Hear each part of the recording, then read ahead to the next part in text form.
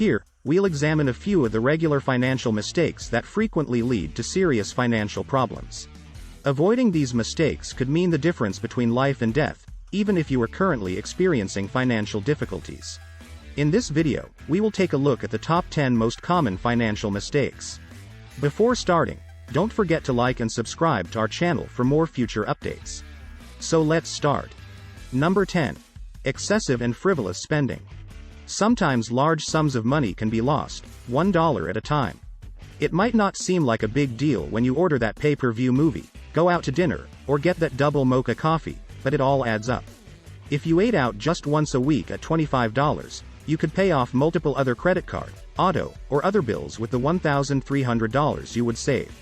Avoiding this mistake is essential if you are having financial difficulties, since every penny will count more than it did before if you are a few dollars away from foreclosure or bankruptcy. Number 9. Buying a new car. Millions of new automobiles are sold each year, despite the fact that only a small portion of consumers can afford to pay in cash. On the other hand, you might not be able to purchase a new car if you are unable to pay cash for one.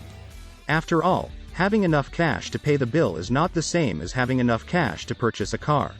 Financing the purchase and paying interest on a depreciating item widens the difference between the car's value and the amount paid for it. Every 2 to 3 years, when people trade in their cars, many people suffer financial losses. If you need to buy a car and/or borrow money to do so, think about getting one that is more fuel efficient, has lower insurance rates, and needs less maintenance. Due to the high cost of cars, buying more than you need can result in a loss of funds that could be utilized for debt reduction or savings. Number 8. Rushing to buy a home. One of the most important financial decisions you will ever make is purchasing your own home.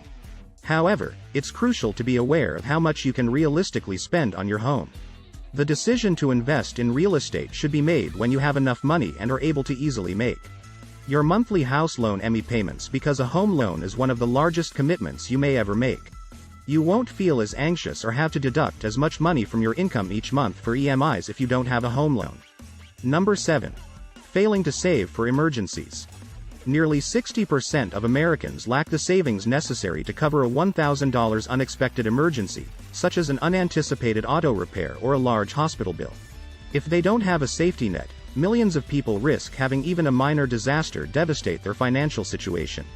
It's generally a good idea to save aside 3 to 6 months' worth of expenses for your family. You should generally set aside 10% of your net income.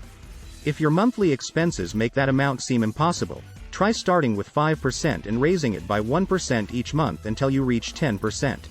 Number 6. Living paycheck to paycheck. As of June 2021, the personal savings rate for U.S. households was 9.4%. 2. If you are preparing, unexpected issues can quickly become catastrophes because many families may be living paycheck to paycheck. People frequently find themselves in perilous situations where they must make the most of every dollar of income, and when the repercussions of one missed payment might be disastrous given their total expenses. During an economic downturn, you don't want to find yourself in this predicament.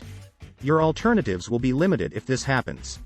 Financial experts advise keeping 3 months' worth of expenses in an account that is simple to get to. A job loss or other economic circumstances could cause your money to run out, keeping you in a cycle of debt payback. If you have a 3-month cushion, you can decide whether to keep your house or sell it. Number 5. Not investing in retirement.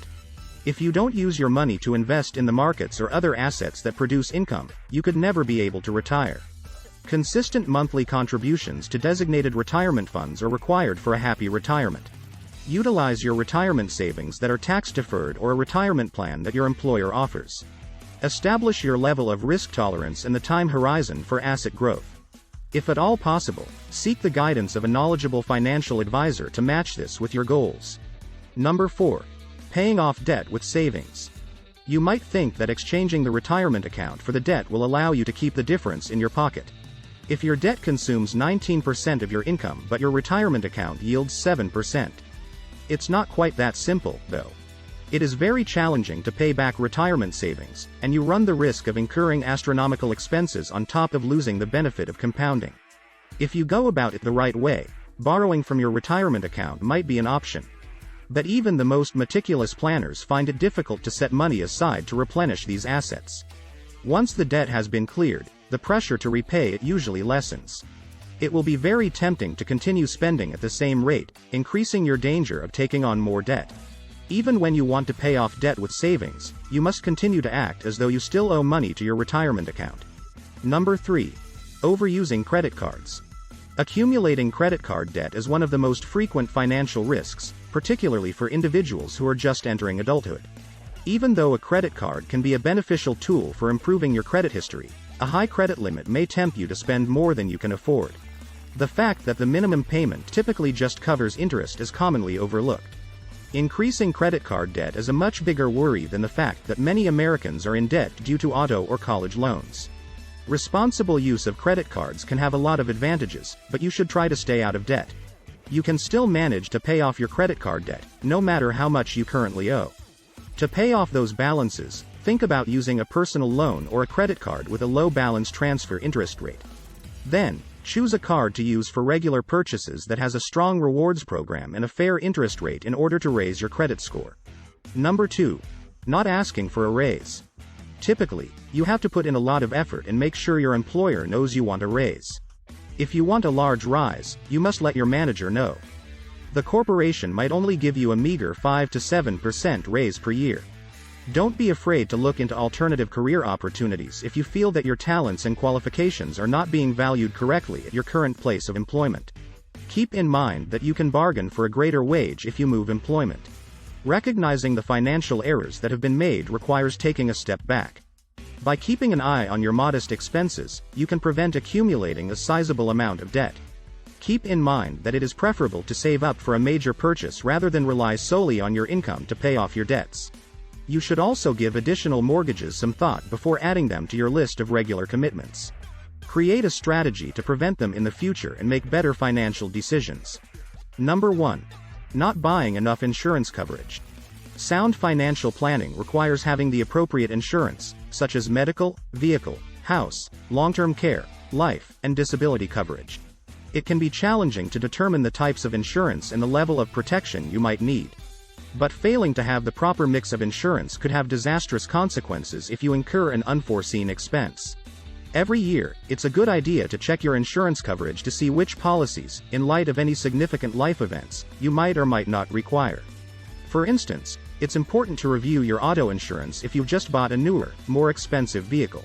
It could be time to review your health insurance if you recently got married or had a child.